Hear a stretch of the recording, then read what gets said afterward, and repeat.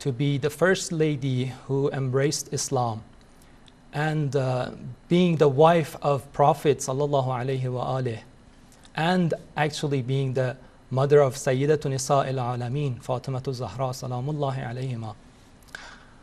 Inshallah, from today, we are going to be with you with some short minutes about ahkam of the month of Ramadan. So let's start with the definition of fasting or sawm.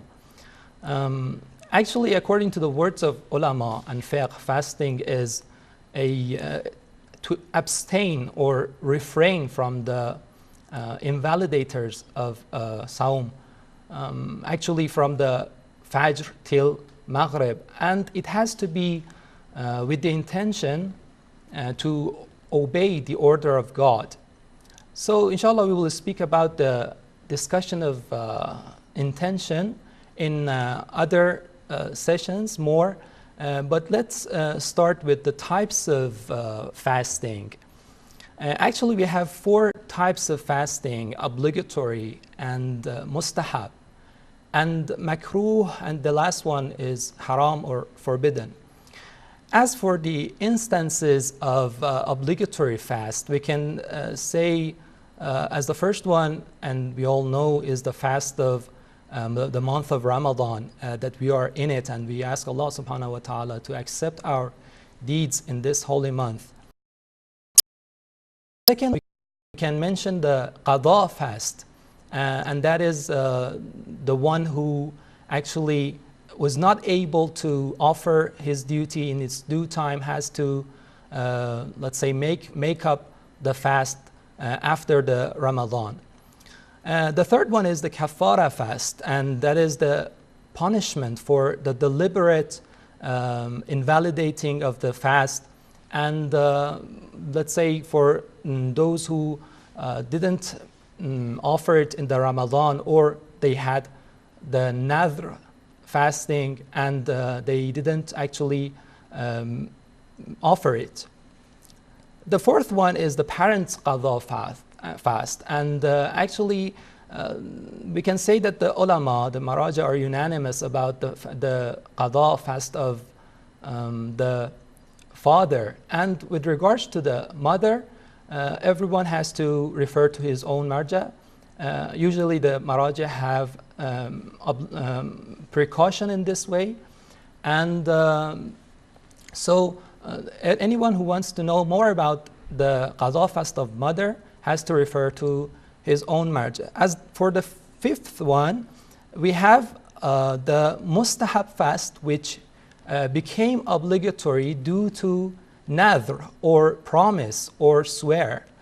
The sixth one is fast on the 3rd day of itikaf, and the 7th one is the fast instead of slaughtering in the tamattu hajj, and that is if a pilgrim couldn't slaughter or even he couldn't borrow money for slaughtering, he should instead fast for 10 days, and these 10 days have to be offered. 3 of these 10 days have to be offered in hajj, and 7 of them after hajj. As for the second type or category of fasts, we have the mustahab ones, and we all know that, for example, the month of Rajab and Sha'ban are all mustahab days to offer, and like the Eid al-Qadir, 18th of Zil Hajjah, are mustahab. And the makruh fasts, actually we have 4 subcategories here.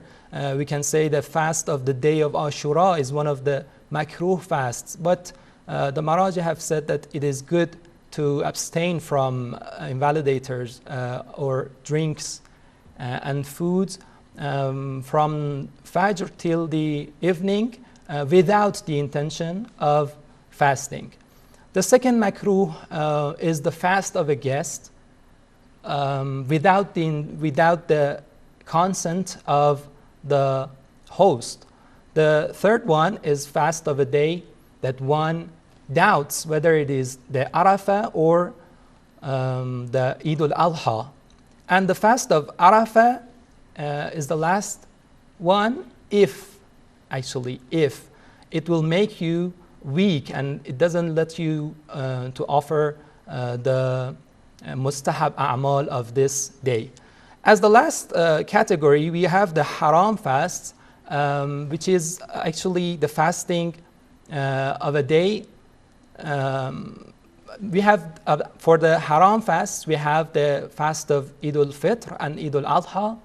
And the second one is the fasting of a day that one doesn't know if it is the last day of Sha'ban or the first day of Ramadan. And actually, it has to be with the intention of the first day of Ramadan. So if one fasts this day with the intention of the first of Ramadan, this is one of the haram fasts.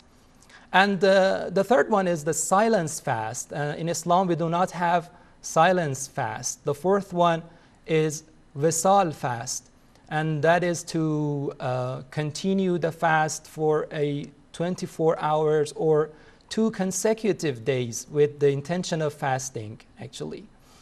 And the fifth one is mustahab fast of a wife, and this is very important for the wives and the children, actually.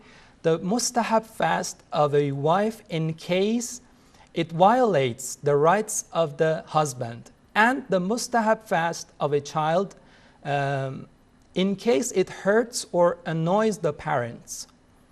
And the last one, as the last example of the haram fast, we can say the fast that is harmful for the body and it leads to one's death or being maimed, actually.